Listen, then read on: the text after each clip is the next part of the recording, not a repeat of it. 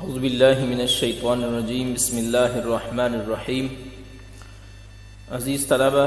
معزز سامعین، السلام علیکم ورحمۃ اللہ وبرکاتہ۔ آج کا جو ہمارا موضوع ہے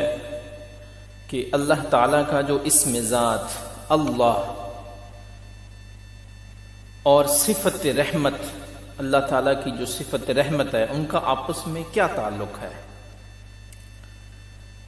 لفظ اللہ قرآن مجید میں 1746 مرتبہ استعمال ہوا ہے۔ یہ اللہ رب العزت کا اسم ذات ہے، جبکہ اس کے اسماء صفات بے شمار ہیں۔ اسماء صفات اور اسم ذات میں فرق یہ ہے کہ جب اسم صفاتی ہوتا ہے تو وہ اللہ رب العزت کی کسی نہ کسی ایک صفت پر دلالت کرتا ہے۔ جیسے قدیر اللہ رب العزت کی صفت قدرت پر دلالت کرتا ہے، علیم اس کی صفت علم پر دلالت کرتا ہے، کلیم اس کی صفت کلام پر دلالت کرتا ہے، حی اس کی صفت حیات پر دلالت کرتا ہے، خالق اس کی صفت خالقیت پر دلالت کرتا ہے، رب اس کی صفت ربوبیت پر دلالت کرتا ہے۔ اسی طرح رحمان و رحیم صفت رحمت پر دلالت کرتے ہیں، سمیع و بصیر اس کی صفت سمع اور بصر پر دلالت کرتے ہیں۔ جس مرضی صفات اسم کو لیں وہ اللہ رب العزت کی کسی نہ کسی صفت پر دلالت کرے گا، مگر اسم ذات ایک ایسا اسم ہے جس میں ظاہراً کسی ایک خاص صفت کا اشارہ بھی موجود نہیں، بلکہ وہ اللہ تعالیٰ کی جمیع صفات پر دلالت کرتا ہے۔ اللہ رب العزت کی ساری صفات چونکہ اس کی ذات کے ساتھ واقع ہیں تو اشارتاً ساری صفات یکجا ہو کر اسی اسم ذات میں سما جاتی ہیں۔ گویا لفظ اللہ اسم ذات دلالت میں من کل الوجوہ ہے، یعنی یہ اس تمام جہتوں سے اس کی صفات پر دلالت کرتا ہے۔ الحمد سے والناس تک سارے قرآن مجید کا اگر ہم مطالعہ کریں تو ہمیں جگہ جگہ اللہ تعالیٰ کے اسم ذات اللہ اور مختلف اسماء صفات کا تذکرہ ملتا ہے کہ اس نے اپنی ذات، صفات اور افعال کا ذکر موقع محل، سیاق و سباق اور مضمون کے مناسبت سے آیت قرآنی میں بیان فرمایا ہے۔ مثلا ذکر صفات کے ضمن میں یہ ایک عمومی قاعدہ ہے کہ اگر کہیں حیات کا مضمون آ رہا ہے تو وہاں اس کی صفت حیات کا ذکر آیا ہے، کہیں اختیارات کی بات آئی ہے تو اس کی صفت قدرت کا ذکر آیا ہے،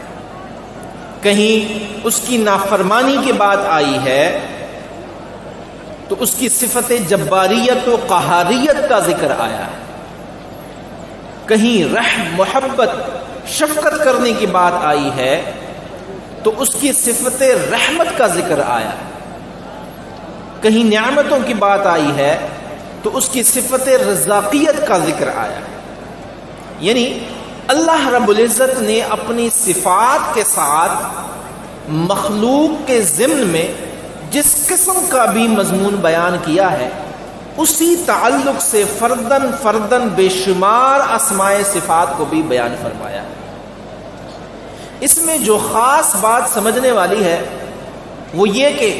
اللہ رب العزت کا اپنی ذات کا ذکر کر کے اس کے ساتھ اپنی جمیع صفات کا ذکر کثرت سے حسب ضرورت، حسب موقع اور حسب مناسبت کیا ہے، مگر سب سے زیادہ اس نے اپنی جس ایک صفت کو اپنی ذات اللہ کے ساتھ جوڑا ہے، اپنے اسم ذات کے ساتھ جوڑا ہے، وہ اس کی صفت رحمت ہے۔ اللہ رب العزت کا اپنی صفت رحمت کو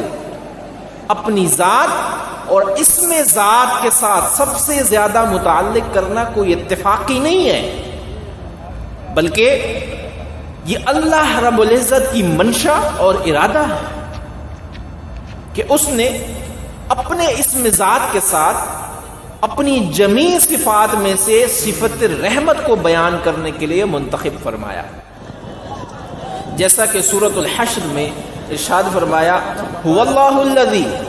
لا الہ الا هو عالم الغیب والشہادۃ هو الرحمن الرحیم،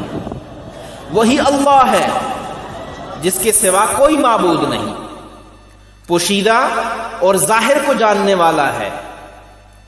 وہی بے حد رحمت فرمانے والا نہایت مہربان ہے۔ غور طلب بات یہ ہے کہ آیت هو اللہ سے شروع ہوتی ہے اور هو الرحمن الرحیم پہ ختم ہوئی ہے۔ یہاں اللہ رب العزت نے اپنے اسم ذات کو رحمان اور رحیم کے صفاتی اسماء کے ساتھ جوڑتے ہوئے ارشاد فرمایا هو اللہ الذی لا الہ الا هو الملک القدوس السلام المؤمن المہیمن العزیز الجبار المتکبر، وہی اللہ ہے جس کے سوا کوئی معبود نہیں، حقیقی بادشاہ ہے، ہر عیب سے پاک ہے، ہر نقص سے سالم اور سلامتی دینے والا ہے، امن و امان دینے والا ہے، اور معجزات کے ذریعے رسولوں کی تصدیق فرمانے والا ہے، وہ حافظ و نگہبان ہے، غلبہ اور عزت دینے والا ہے، زبردست عظمت والا ہے، سلطنت و کبریائی والا ہے۔ اس آیت میں دیگر صفات کا بھی ذکر ہوا ہے، مگر اللہ تعالیٰ نے ابتدائی صفات میں اپنی اسم ذات کے ساتھ السلام، المؤمن اور المہیمن یہ تین صفات کا چناؤ کیا ہے۔ اللہ رب العزت نے ایک ہی معنی پر دلالت کرنے والے اپنے تین اسماء صفاتی اپنے اسم ذات کے ساتھ جوڑے تاکہ ہمارے ذہن میں اللہ رب العزت کی صفات کا تصور قائم ہو جائے۔ جب ہم اس کی قدرتوں کی طرف دھیان کریں تو اس کی جمیع صفات میں سے امن و سلامتی، حفاظت، شفقت و رحمت عطا کرنے والی صفات کا تصور غالب اور نمایاں ترین شکل میں ہمارے سامنے آ جائے۔ اللہ رب العزت اس طرح اپنی ذات کے ساتھ اپنی صفات کا جو تصور ہمارے ذہنوں میں راسخ کرنا چاہتا ہے، وہی تصور اپنے عطا کردہ دین اسلام کی جملہ تعلیمات میں بھی غالب کرتا ہے، جیسے هو اللہ الخالق البارئ المصور له الاسماء الحسنى، وہی اللہ ہے جو پیدا فرمانے والا ہے، عدم سے وجود میں لانے والا ہے، صورت عطا کرنے والا ہے۔ اللہ کے سبھی نام اچھے اور حسین ہیں۔ حسن تو خود چشمہ سکون اور چشمہ رحمت ہوتا ہے، اس سے وحشت، دہشت اور اضطراب دور ہوتا ہے، طبیعت حسین کی طرف رجحان پیدا ہوتا ہے، اس لیے کہ حسن طبیعت کو اطمینان بخشتا ہے۔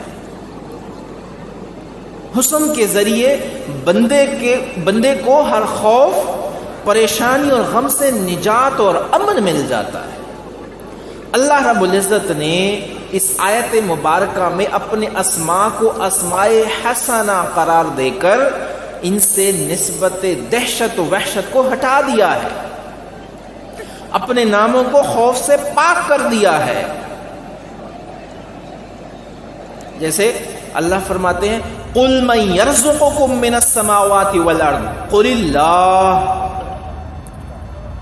ان سے پوچھئے کون ہے جو تمہیں آسمانوں اور زمینوں میں سے رزق دیتا ہے، بتا دیجئے کہ اللہ ہے۔ یقیناً رزق دینا، پرورش کرنا، پالنا سراسر عمل رحمت و شفقت ہے۔ اللہ رب العزت نے اپنی اس صفت رحمت کی طرف جو جب مخلوق کی توجہ مبذول کروائی تو مخلوق کو اپنی جانب متوجہ کرنے کے لیے اپنے اسم ذات اللہ کو بیان فرمایا. جیسے سورہ العنکبوت میں ارشاد فرمایا وَلَئِن سَأَلْتَهُم مَّنْ خَلَقَ السَّمَاوَاتِ وَالْأَرْضَ وَسَخَّرَ الشَّمْسَ وَالْقَمَرَ لَيَقُولُنَّ اللَّهُ فَأَنَّىٰ يُؤْفَكُونَ. اور اگر آپ ان کفار سے پوچھیں کہ آسمانوں اور زمینوں کو کس نے پیدا کیا اور سورج اور چاند کو کس نے تابع فرما بنا دیا تو وہ ضرور کہہ دیں گے اللہ نے. پھر وہ کدھر الٹے جا رہے ہیں؟ اللہ رب العزت نے اس آیت کریمہ میں پہلے اپنے چشمہ فیض و کرم اور چشمہ رحمت کا ذکر فرماتے ہوئے زمین و آسمان کو تخلیق کرنے، چاند اور سورج کو ہمارے لیے روشنی اور بقائے زیست کے اسباب بنانے اور انہیں ہمارے لیے مسخر کر کے ہماری خدمت میں معمور کرنے کو بیان فرماتے ہوئے کہا یہ سب کچھ اس نے انسانوں پر لطف و کرم، شفقت اور رحمت اور عنایت و احسان کیا ہے. ان صفات رحمت کا تذکرہ کر کے انہیں اپنے اسم ذات اللہ کے ساتھ ایک خاص تعلق میں بیان فرما دیا کہ یہ عنایات و نوازشات کرنے والی اور تمہیں اپنی رحمت کی چادر میں ڈھانپنے والی ذات واحد اللہ ہی کی ہے. کائنات کے پورے نظام میں اللہ رب العزت کی رحمت و شفقت کے جن چشموں کا ظہور ہو رہا ہے، اللہ رب العزت نے مخلوق کو ان کی طرف متوجہ کرنے کے لیے اپنی صفات رحمت کو مختلف طریقوں سے بیان کیا ہے. جیسا کہ سورہ فاتحہ کی ابتدا میں اللہ رب العزت نے ارشاد فرمایا الحمدللہ رب العالمین الرحمن الرحیم، سب تعریفیں اللہ ہی کے لیے ہے جو تمام جہانوں کی پرورش فرمانے والا ہے، نہایت مہربان، بہت رحم فرمانے والا ہے. اللہ تعالیٰ نے پہلی آیت میں اپنی ربوبیت الوہیت کا تعارف کرایا، دوسری آیت میں اپنی صفات رحمت الرحمن اور الرحیم کو بیان فرمایا